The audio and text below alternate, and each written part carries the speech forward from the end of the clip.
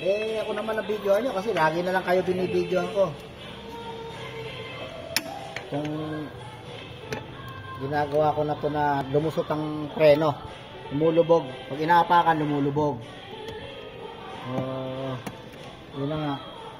Check up ko na yung mga ilalim. Sa akin.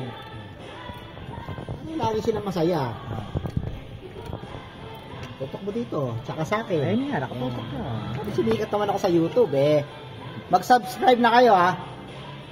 I-follow nyo na rin yung aking page, Tokar Lights. Ha?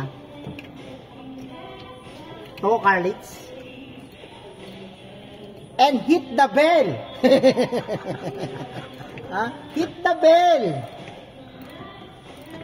Pagka ako naman marami nang ginagawa, baka malibre na yung mga ano nyo, kasi kikita na ako sa vlog. O, delivery na yung labor. Pero ngayon, kailangan magbayad muna kayo ng mahal. Kasi nagsisimula pa lang tayo eh.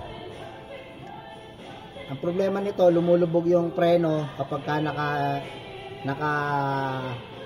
traffic ka o umapa ka ng preno, kusa siyang lumulubog. Mataas tapos biglang lulubog. Ito yung sira nun. O, kaya pinilita ko na kasi puro kalawang na yung loob eh. Ayan. Tapos may mga gas-gas pa. Kaya palitan na. Ito medyo mura lang kasi wala namang makuhang brand na ano.